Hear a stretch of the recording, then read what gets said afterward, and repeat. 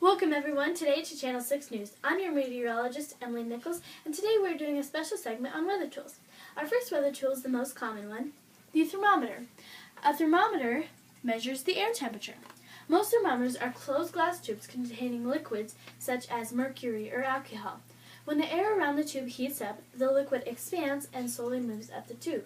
But when the air is cold, the liquid doesn't expand and either drops or stays where it is. A scale then shows what the actual temperature is. A thermometer is often measured on one side in Fahrenheit and on the other in Celsius. Another tool we use here is a barometer. A barometer measures air pressure.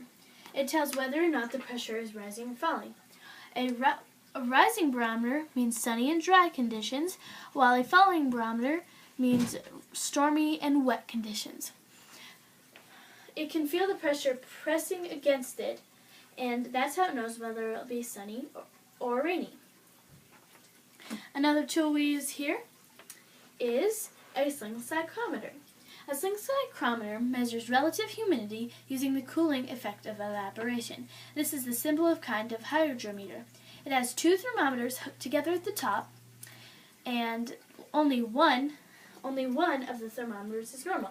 The other one has a cloth wick covering the bulb at the bottom here. This is the cloth wick covering the bulb, and it is called a wet bulb thermometer. An example is the wick is first dipped in water, then whirled around. During the whirling, the water evaporates from the wick, cooling the wet bulb thermometer. The temperature then is both read on both thermometers.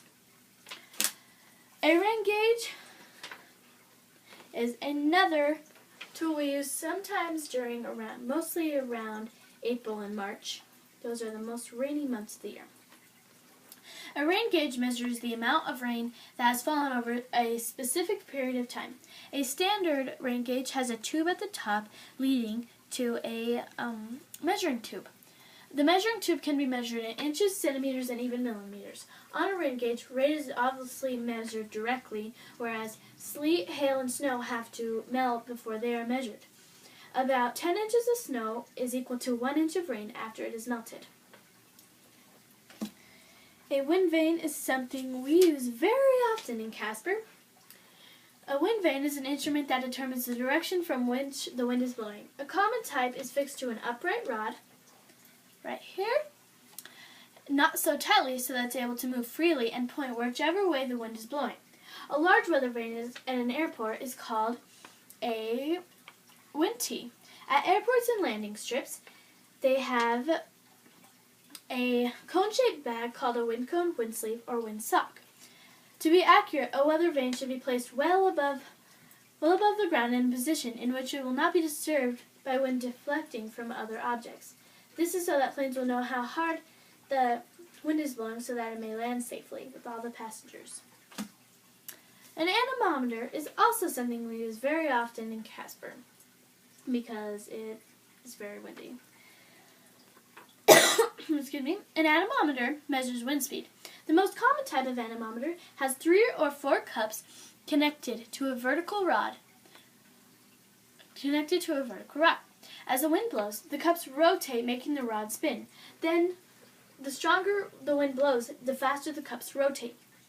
The anemometer counts the number of rotations or turns, which is used to calculate the wind speeds.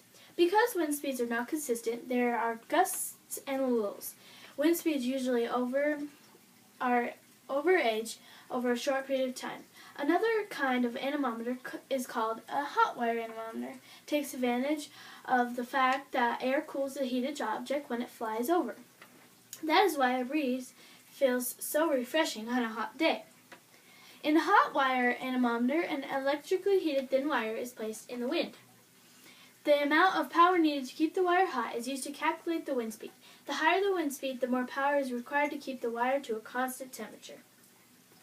And last but not least is the weather balloon. A weather balloon measures weather conditions higher up in the atmosphere. A weather balloon is huge because it's 5-foot diameter and 300 cubic feet of helium gas. It also carries an instrument aloft to send back information of atmospheric pressure, temperature, humidity, and wind speed by by a small device called a radiosonde. As weather balloons rise higher in the air, they keep expanding. In about an hour, a balloon rises to about 18 miles high and is about as big as a moving truck. The pressure is too much for the balloon, so its synthetic rubber bursts and all of the radiosonde falls, but soon catches a parachute. Then the meteorologist tracks the radiosonde and he knows what the weather is in that certain place and high up in the atmosphere. And those are all of our weather tools for today. Thank you for joining in, and I hope to see you next time. Bye!